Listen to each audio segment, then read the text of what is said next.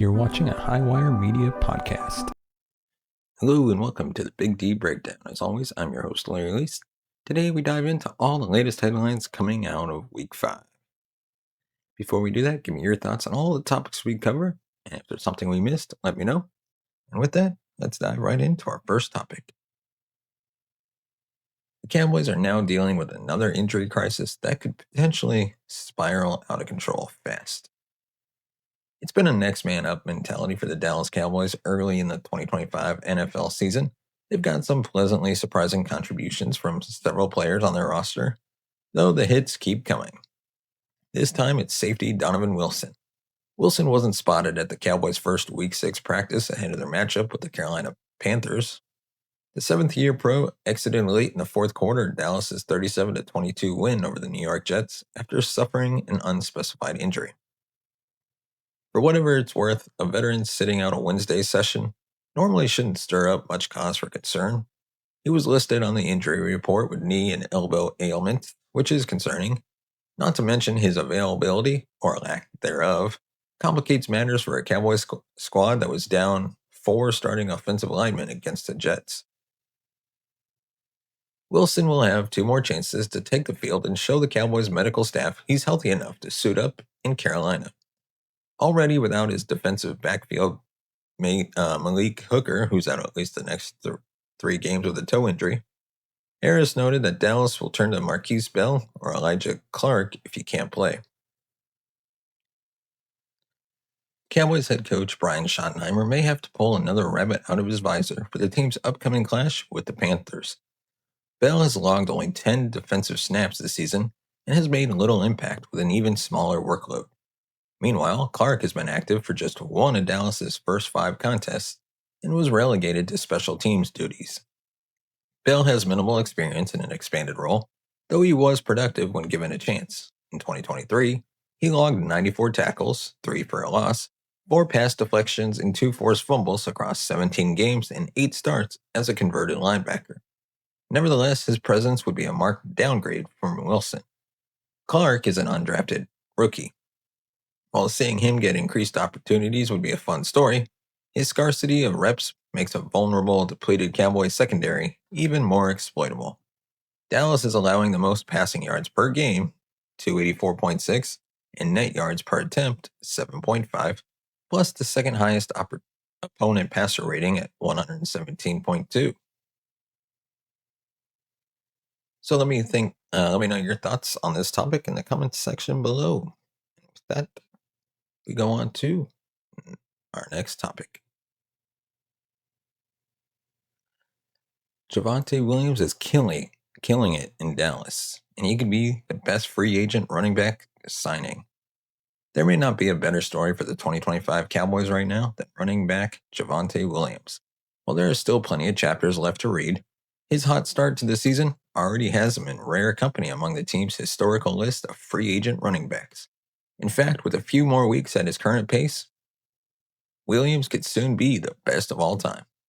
To be fair, this isn't exactly like adding a new head to Mount Rushmore. When free agency really took off in '93, Emmitt Smith was coming off a Super Bowl title and would remain firmly planted on the Cowboys' running back throne through 2002. Then, of course, there was the Ezekiel Elliott years from 2016 to 2022. And while Zeke was technically a free agent in 2024, we'd all like to pretend that season never happened. Outside of Emmitt and Zeke, have been lots of shorts run by mostly homegrown talents like Tony Pollard, DeMarco Murray, Julius Jones, Marion Barber, and Felix Jones. Some veteran free agents have found their way here at times, but mainly as backups, such as Alfred Morris and Chris Warren. And while he wasn't drafted by Dallas, technically Rico Dowdle started his career here as an undrafted free agent. So it's a little different than what we're talking about today. No, the legacy of true veteran agents at running back for Dallas hasn't been much. These are a few who at least set some sort of bar for Javonte Williams to reach. So right off the bat, we're going to start with Darren McFadden from 2015. After DeMarco Murray cashed in his monster 2014 performance with a big free agent deal from Philly, Dallas tried to replace him on the cheap with third-year prospect Joseph Randle and the veteran McFadden, who was signed for relative peanuts. Randle got the first 6 starts, but was eventually demoted after an injury and rising personal issues. McFadden only had 129 yards in the first 5 games as a reserve, but exploded for 152 in Week 6 when he replaced Randall, who had finished the year with 1,089 yards plus 328 receiving in only 10 starts. Age and injuries would quickly end McFadden's career after 2015 when his job was handed to Elliott, but that one big year in Dallas may have been the best single-season performance of any free agent running back we've ever seen. Then we have Preston Pearson from 1975 to 1980. The only notable free agent running back to have a multi-year run, Pearson was signed by Dallas after being released by the Steelers. Pearson was never a starter, first playing behind Robert Newhouse and eventually Tony Dorsett, but hung around as a backup and versatile weapon who could catch out of the backfield and even line up at receiver. He helped Dallas win its second Super Bowl in the 1977 season. And then we got Eddie George. George finished his borderline Hall of Fame career in Dallas, getting signed after the draft to backup rookie Julius Jones. An early season injury to Jones forced George to start 8 games. But it was tough sledding as the Cowboys were still rebuilding in Bill Parcells' second season. George only had 432 yards and 4 touchdowns on the year, despite starting half of it, which was as much about his diminished skills at 31 years old as the weak team around him. So yeah, it's not like Javonte Williams has to do much climbing to get on top of this mountain. He probably only needs another 6 to 7 games to beat McFadden's single-season numbers, and there's not much of a standard for longevity either. Dallas's long run with Emmitt Smith made running back a signature position here, more than for some other teams, and the Cowboys have consistently used draft picks to keep it a focal point, up until recently. The good news for the 2025 Cowboys is that Williams is making the most of this rare opportunity for a free agent running back to make an impact. What we just saw against the Jets was very encouraging, as Williams had a career day despite missing 80% of his offensive line. As those guys return, plus CeeDee Lamb at running back or at receiver, this comeback story could only get that much greater. Excuse me. And now we're going to take a look at 3 young players who are making a case for more playing time with the Cowboys this season. When their number was finally called, they answered. The Dallas Cowboys was severely shorthanded last Sunday afternoon against the New York Jets, but fortunately had some of their young, unproven players rise to the occasion and elevate their game when they were needed the most. It's an encouraging sign for the organization going forward to see a promising youth movement and something that could impact future decisions down the road. Today, we wanted to highlight Dallas's young standouts. So, starting with receiver Ryan Flournoy, that wasn't Miles Austin we saw balling out last Sunday afternoon against the Jets. No, that was second-year wide receiver Ryan Flournoy, who now wears the number 19 jersey. The Cowboys' former 2024 6th-round pick had himself a day against the Jets. He hauled in a total of 6 catches for 114 receiving yards and added another 10 yards on the ground, 2 end-around carries. He looked very much like the real deal, which shouldn't be all that surprising with the way he played in training camp and preseason. With the current injuries Dallas is facing at receiver, he should continue to see more playing time, and rightfully so.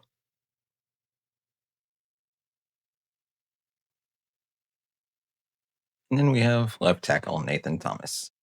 Nathan Thomas has kind of come out of nowhere with the Cowboys this year, the second-year offensive tackle. Wasn't really on anyone's radar heading into the offseason, but strangely enough, he's impressed Dallas's coaching staff to the point where they trust him as a starting caliber player. With Tyler sidelined due to a concussion last week against the Jets, Thomas got the start at left tackle and more than held his own. Dallas's 2024 7th-round pick is looking as if he'll play a vital role this year as their swing tackle and quite possibly to be part of the equation as a future starter at left tackle or right tackle in the not-too-distant future. Then we have linebacker Shemar James.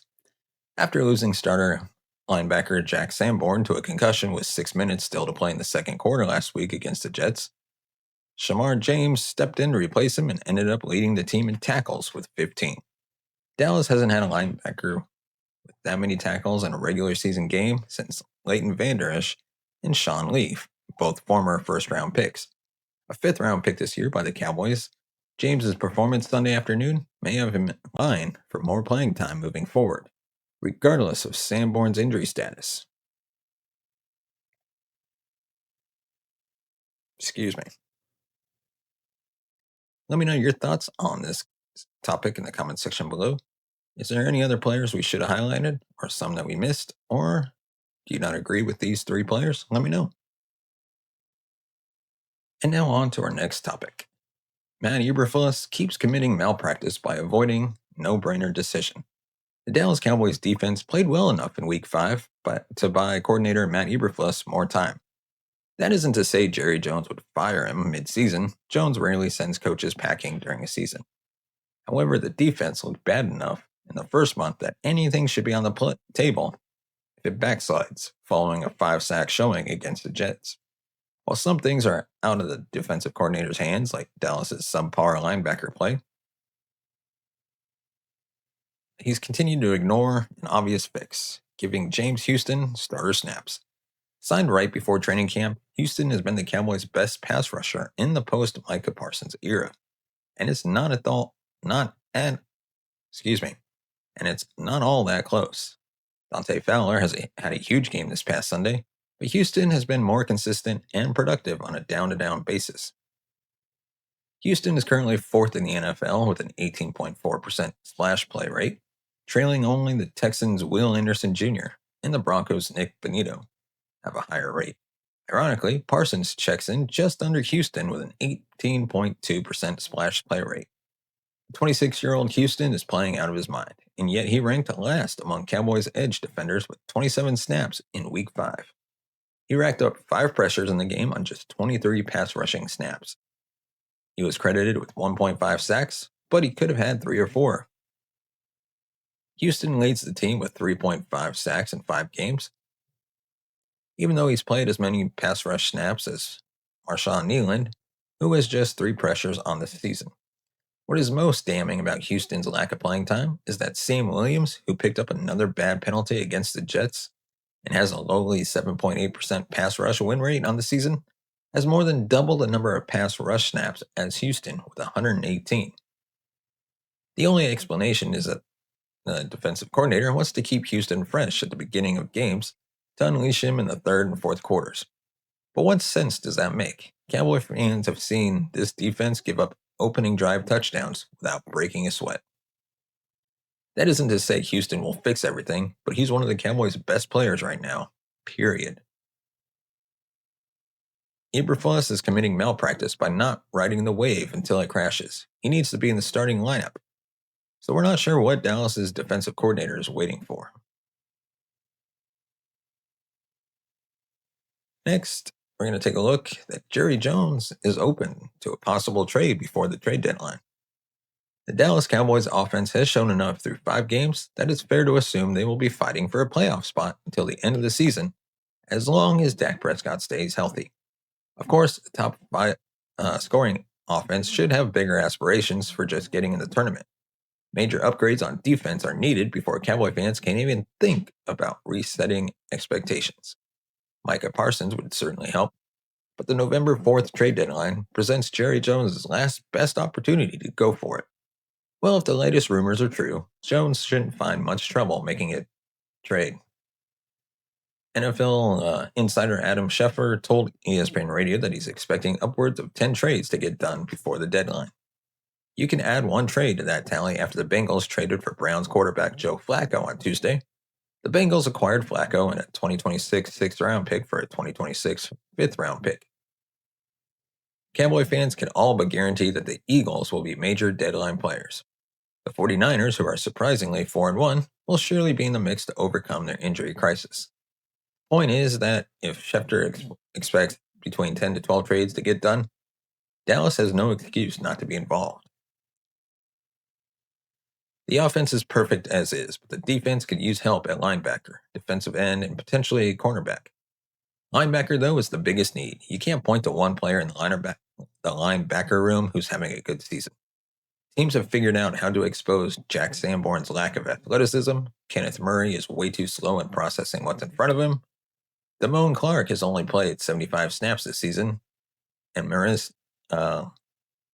Leo Fowl, though he hits like a truck and has a penchant for splash plays, plays out of control and isn't disciplined enough to be trusted as a 3-down player. Excuse me. Marvion Overshone is aiming to return around Thanksgiving, but he shouldn't be viewed as the defense's savior. He's going to need a ramp-up period. The front office has another thing coming. It expects Overshone to play at an all-pro level the second he's reinserted. As the cornerback room gets healthier, this defense can begin to show signs of competency if it gets better linebacker play. With Schefter expecting a lot of action between now and November 4th, Jerry Jones has no excuses. Well, let me know your thoughts on the topics we covered this episode, and if there's something I missed, let me know. And if there's something you want covered in future episodes, leave it in the comment. And of course, if you want to support the channel, you can buy us a coffee at buymeacoffee.com/thebigd. As always, your support helps the channel grow, upgrade our equipment, bring in new hosts, be able to pay them, and eventually take this show on the road. As always, thank you so much for watching and listening. We'll see you next time.